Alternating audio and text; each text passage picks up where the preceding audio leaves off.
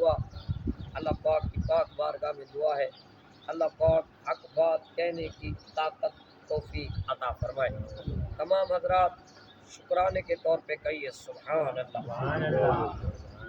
سابقہ آیت مطالعہ جو کل تلاوت کی تھی ان آیت مطالعہ کا لب لباب، کل کی آیت مطالعہ میں اللہ تعالی نے سرکار صلی اللہ علیہ وسلم کے گرد گرد رہنے والے منافقین کو آشکار کیا، ان کے کیفیات کو بیان فرمایا اور ان کو جو عذاب اللہ تعالی نے منافقین کے لیے رکھا ہے اس کا ذکر فرمایا۔ آج کی آیت مطالعہ میں اللہ تعالی نے توبہ کرنے والے اور گناہ گاروں کے لیے ایک ایسا مجدہ سنایا ہے کہ گناہ گار اب خوش ہو جائیں گے کہ اللہ پاک انہیں ہمارے اوپر رحم فرمائے۔ کل منافقوں کا ذکر تھا اور منافقوں کے خباثتوں کا ذکر تھا۔ غزوہ تبوک میں جہاں کچھ منافقوں نے بہانے بنائے تھے، اور یہ واقعات ہمیں ایک سبق دے رہے ہیں کہ دین کے معاملے میں بہانہ نہیں ہے۔ دین کے معاملے میں بہانہ کرنے والا اپنے ایمان کی خیر بنائے، اپنے ایمان کی طرف دیکھے کہ جتنا جس کے اندر ایمان ہوگا اتنا ہی وہ گناہوں سے بچنے کی کوشش کرے گا اور نیکی کو اختیار کرے گا۔ جہاں منافقین بہانے کرنے لگے، پہلے جب جا رہے تھے تب بہانے کیے انہوں نے، آپ سنتے آئے ہیں پڑھتے آئے ہیں، اور جب آقا صلی اللہ علیہ وسلم واپس آئے پھر قسمیں کھانے لگ گئے کہ ہم سے یہ عذر تھا، ہم سے یہ عذر تھا، اس لیے ہم جنگ میں نہیں گئے۔ آقا صلی اللہ علیہ وسلم نے شروع میں ان کے عذر کو قبول کیا، پھر اللہ تعالیٰ نے کلام اللہ شریف میں آیات نازل فرما کے ان کی کلی کھول دی اور فرمایا ان کو اب نکال دو، اب ان کو ابھی ہرگز آپ کے پاس نہیں بیٹھے۔ تو آقا دو عالم صلی اللہ علیہ وسلم نے منافقین کا نام لے لے کے ان کو مسجد سے نکالا، اور کل ہمارا موضوع یہی تھا اگر آپ کو یاد ہو تو ان میں کچھ ایسے صحابہ بھی تھے جو مخلص ایمان والے تھے، لیکن اپنی کسی کوتاہی کی وجہ سے یا کسی بات کی وجہ سے، وہ لفظ استعمال کرنا ہم تو جائز نہیں سمجھتے، کہ وہ نہ جا سکے۔ انہی میں ایک جوان جس کا نام ابو البابا تھا، یہ مخلص صحابی رسول تھے، لیکن کسی وجہ سے نہ جا سکے۔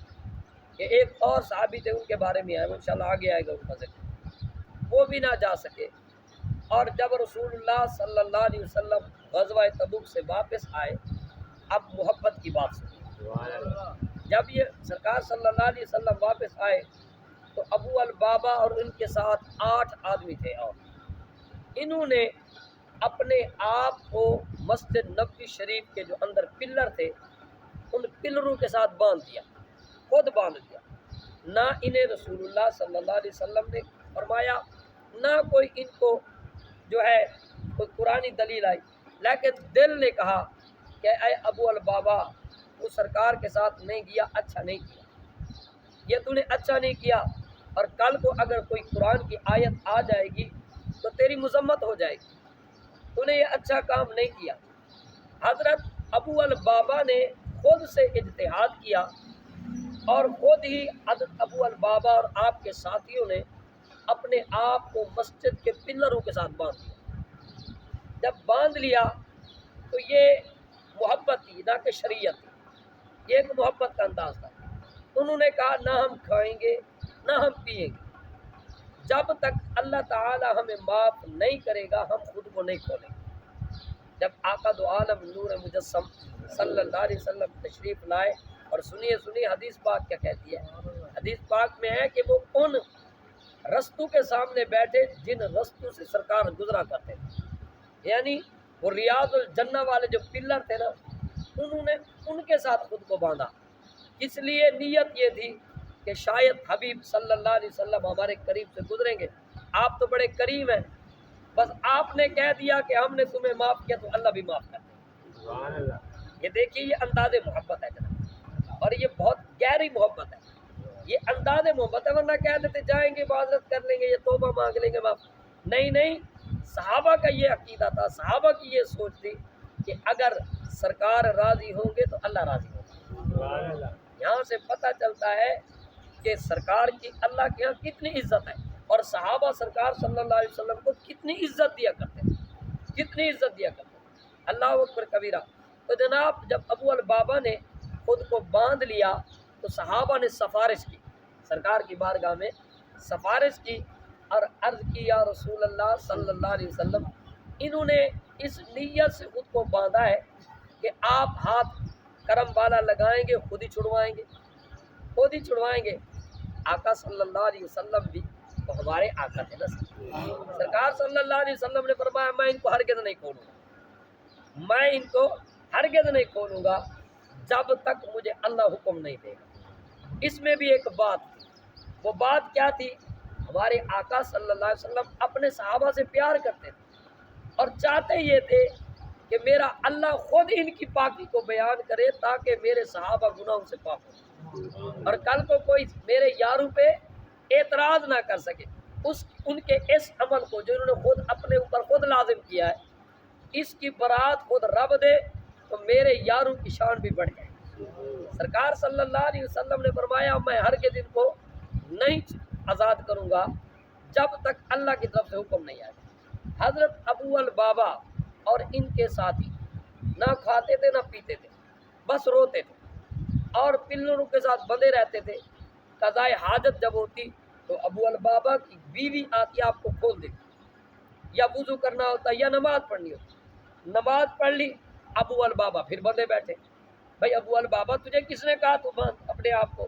اس نے کہا میرا دل یہی کہتا ہے کہ میں خود کو باندھ کے رکھوں، شاید میرے آقا کی نگاہ میرے اوپر ہو جائے۔ اللہ اکبر کبیرہ۔ جب یہ بندھے رہے 4 دن 5 دن 6 دن اتنے دن یہ بندھے رہے، خود کو چھوڑا ہی نہ، خود کو چھوڑا ہی نہ۔ اب ظاہری بات ہے جناب آقا صلی اللہ علیہ وسلم اپنے غلاموں کو چھوڑ دے، یہ ہو نہیں سکتا ایسے۔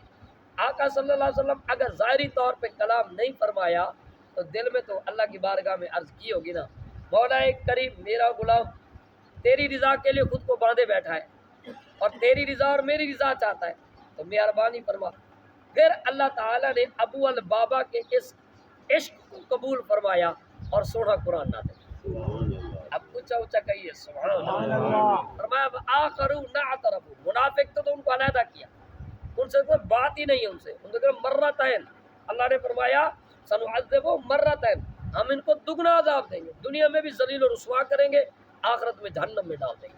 اور جب ان کی باری آئی، مخلصوں کی باری آئی تو فرمایا فآخروا نعترفوا بذنوبهم خلطوا عملا صالحا وآخر سیئا، فرمایا بعض دوسرے وہ مسلمان جنہوں نے اپنے گناہوں کا اعتراف کیا۔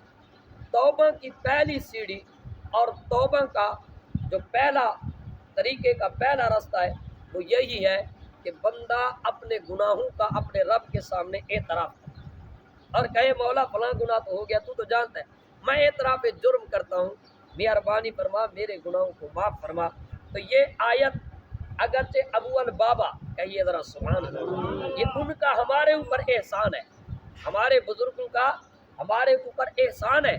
اگر ابو البابا نہ کرتے یہ عمل، یہ آیت نہ آتی اور تیرے میرے لیے رحمت کا مغفرت کا مجدہ نہ بنتی، جناب انہوں نے یہ کام کیا ہمارے لیے قیامت تک کے لیے دروازہ کھلا۔ کیا کھلا؟ وآخروا نعترفوا بذنوبهم خلطوا عملا صالحا وآخر سیئا۔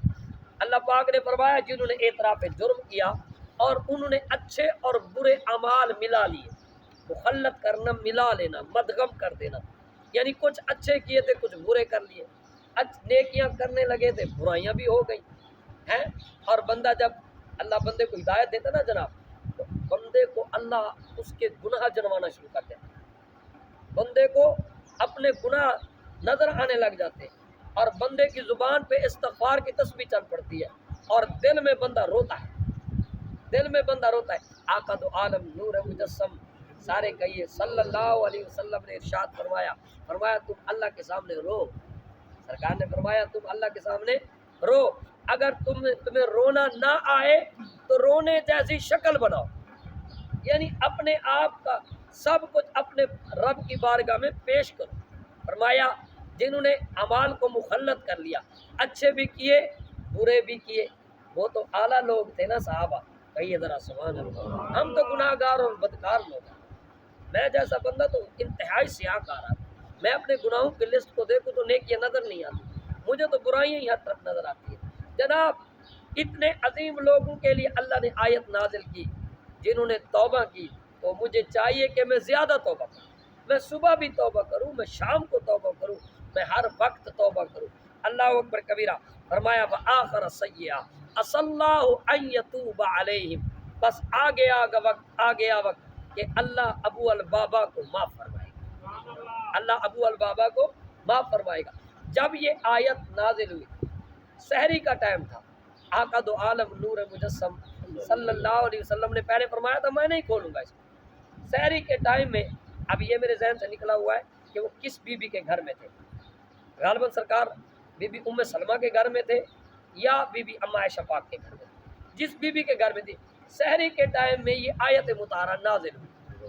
تو آقا دو عالم نور مجسم صلی اللہ علیہ وسلم سحری کے وقت اٹھے اور مسکرائے، سرکار صلی اللہ علیہ وسلم مسکرائے۔ اما نے پوچھا یا رسول اللہ مسکرانے کی وجہ، کہیے ذرا سبحان اللہ، خنجر لگے کسی اور کو تو تڑپے ہم امیر، سارے جہاں کا غم ایک ہمارے گلے میں ہے۔ اللہ اکبر، ابو البابا کا مجدہ جو آیا کہ ہم ان کو معاف کریں گے، میرے آقا کھڑے ہو گئے اور مسکرائے۔ ام المومنین نے پوچھا یا رسول اللہ مسکرانے کی وجہ، فرمایا میرے غلام کے لیے اللہ نے بخشش کا پروانہ جاری کیا، میں جاؤں گا اپنے ہاتھوں سے اپنے غلام کو کھولوں گا۔ سرکار مسجد میں آئے، یہ 8 لوگ تھے، ان کو سرکار صلی اللہ علیہ وسلم نے خود اپنے کرم والے ہاتھوں سے کھولا۔ اللہ نے فرمایا عسى اللہ ان یتوب علیہم، ان قریب اللہ تعالیٰ ان کی بخشش فرمائے گا۔ اس سے پتہ چلا میرے آقا کے سارے صحابہ جنتی۔ فرمایا ان اللہ غفور الرحیم، بے شک اللہ تعالیٰ بخشنے والا ہے کہ اس کے ہاں تمہارے گناہوں کی کوئی ویلیو نہیں۔ مجھے ایک بزرگ نے کہا، اس نے کہا تمہیں پتہ ہے مولوی صاحب ہم یہ اللہ اکبر سے نماز کیوں شروع کرتے ہیں؟ میں نے کہا جی ہم نے تو پڑھا ہے، جی سرکار نے پڑھا ہم پڑھتے ہیں۔ انہوں نے کہا یہ تو شریعت کی لاجک ہے، کوئی اور بات بھی ہے اس میں؟ میں نے کہا جی بتلائیے کیا بات ہے؟ کہنے لگا تجھے پتہ ہے اللہ اکبر جب بندہ کہتا ہے تو ایک بات کہتا ہے، ہاتھوں کو یوں کرتا ہے اور کہتا ہے اللہ میرے ہاتھ خالی ہیں، ان میں نیکیاں کچھ بھی نہیں ہیں، میں اپنے ہاتھوں کو تیرے سامنے لے آیا ہوں، میرے ہاتھ بھی خالی، میرا چہرہ بھی تیری طرف۔ اللہ اکبر، میرے ہاتھ بھی خالی ہے، میرا چہرہ بھی تیری طرف ہے، میں سب کچھ پیچھے چھوڑ آیا ہوں، میں دنیا بھی پیچھے چھوڑ آیا ہوں، تیری بارگاہ میں آیا ہوں، گناہ بہت سارے لیے آیا ہوں، اور میرے گناہ کی کیا اوقات جب تیری رحمت ہو جائے، سبحان اللہ، میرے گناہوں کی کیا اوقات جب میں کہوں اللہ اکبر، تو گویا ہر چیز ہی کچھ نہیں، ہر چیز ہی کچھ نہیں، جب میرا رب سب سے بڑا ہے، میرا رب سب سے بڑا ہے، اللہ اکبر کہہ کے بندہ یہ کہتا نا اللہ تو ہی تو بڑا ہے، میرے گناہوں کی کیا اوقات ہے، پھر گناہ بھی کہتے ہیں کاش ہم اور زیادہ ہوتے تو آج رحمت اور زیادہ ہوتی۔ اللہ اکبر کبیرہ۔ تو اس لیے جناب من اللہ نے فرمایا ان اللہ غفور الرحیم، قرآن سنا ہے کہ نہیں ہے ذرا؟ کتنا اعلیٰ اور بالا ہے، کتنا پیارا ہے، ان اللہ غفور الرحیم، فرمایا اللہ بخشنے والا ہے، اللہ بخشنے والا ہے، جب جب گناہ کرے گا تب وہ بخشے گا، رحیم، اور رحیم اتنا ہے خطاؤں کو دیکھنے کے بعد بھی نعمتوں کو کم نہیں کرنا۔ اول حمد ثنا الہی، جو مالک ہر دا اس دا نام چتارن والا، وہ کسی بھی میدان نہیں آتا۔ اللہ اکبر، آگے کہیں ذرا کہیے سبحان اللہ۔ فرمایا خذ من اموالہم، اب میرے آقا کی شان آگے مختصر، فرمایا خذ من اموالہم، آئے حبیب لیجئے ان کے مال۔ ابو البابا کو جب آزادی کا مجدہ اور بخشش کا مجدہ ملا، ابو البابا خوش ہوئے، گھر دوڑے، جو گھر میں پڑا تھا لے کے آ گئے، جو گھر میں پڑا تھا نا وہ لے کے آ گئے، کیونکہ مال بندے کو پیارا ہوتا ہے، تو انہوں نے کہا کیوں نہ مال ہی قربان کر دیا جائے، جس مال کی وجہ سے ہم رہ گئے اسی کو خرچ کر دیا جائے۔ وہ مال لے کے میرے آقا کی بارگاہ میں آ گئے، یا رسول اللہ صلی اللہ علیہ وسلم حضور لے لیجئے۔ فرمایا ابو البابا ٹھہر، اگر اس کا مجدہ آ سکتا ہے تو اگلی خوشخبری بھی آ سکتی ہے، جو رب تیری توبہ قبول کر سکتا ہے تو وہ تیرے لیے رحمت کے پروانے بھی جاری کر سکتا ہے، اور قیامت تک کے لیے قرآن کو تیری عزت کا نشان بنا سکتا ہے۔ اللہ نے جب ابو البابا مال لے آئے تو رب تعالیٰ نے ایسا اخلاص قبول کیا، آخر ان کا اخلاص تھا جو قبول ہوا، تو اللہ تعالیٰ نے قرآن نازل کیا۔ جناب اگر ہم سیدھے ہو جائیں تو پھر مسئلے کوئی نہیں ہے، مسئلہ تو ہے ہی نہیں، مسئلہ تو میرے اندر کھڑا ہوا ہے، باہر تو ہے ہی نہیں۔ اللہ اکبر، خذ من اموالہم، اے حبیب لے لیجئے سبحان اللہ، لے لیجئے ان سے، من اموالہم، ان کے مال، صدقۃ، زکوٰۃ کے طور پہ، یہ صدقات کے طور پہ۔ اب آگے سنیے، تطہرہم، آپ پاک کیجئے، تطہرہم، یہ جو تا ہے نا، یہ تا خطاب کی ہے، حبیب آپ ان کو پاک کیجئے۔ اب میں آپ سے پوچھتا ہوں، بتاؤ پاک کون کرتا ہے؟ اللہ کرتا ہے، لیکن یہاں اللہ تعالی نے اس کی طرف اشارہ کیا ہے، رسول اللہ صلی اللہ علیہ وسلم کی، گویا آپ کا پاک کرنا اللہ کا پاک کرنا ہے، اور اللہ بھی پاک کرتا ہے، میرے آقا بھی اللہ کی عطا سے پاک۔ اسی لیے ہم اہل سنت کا 1400 سال سے یہ عقیدہ ہے کہ اللہ نے ہمارے نبی کو اختیار، توجہ کہنے سے تو اللہ نے اپنے حبیب کو اختیار دیا ہے، اسی تو رب کہہ رہا ہے نا، ہم انہی آیتوں سے باتیں کرتے ہیں بھائی، تو طہرہم، حبیب پاک کیجئے، ہم ان کو، یہ جو آئے بیٹھے ہیں ان کو پاک کیجئے، وَتُزَكِّهِمْ، صرف پاک نہ کیجئے بلکہ ان کے دل کو بھی صاف کیجئے، یعنی ظاہر کو بھی آپ جانتے ہیں، باطن کو بھی آپ جانتے ہیں۔ اس لیے ہم کہتے ہیں اگر بندہ کہیں بھی ہو تو مدینے سے دور نہیں، بندہ کہیں بھی ہو تو مدینے سے دور نہیں، اگر دل میں سرکار اور حضور نہیں، اگر حضور ہیں تو پھر کوئی دور نہیں، اور حضور نہیں تو پھر کچھ قریب بھی نہیں۔ اللہ اکبر کبیرہ، وَتُزَكِّهِمْ، اور انہیں پاک کیجئے، بہا، اس کے ذریعے آپ ان کو پاک کیجئے، مال لے لیجئے، پاک کر دیجئے، پاک کر دیجئے، دل بھی صاف کر دیجئے، وَصَلِّ عَلَيْهِمْ، اور ان پر صلاۃ بھیجئے، ان صلاتک سکن لہم، آپ کی صلاۃ جو ہے ان کے دلوں کا قرار ہے، واللہ سمیع علیم، اللہ سننے والا، علم والا۔ کل انشاءاللہ یہ صلاۃ کیا چیز ہے، اور انبیاء کے علاوہ کسی اور پہ صلاۃ بھیجنا، جیسے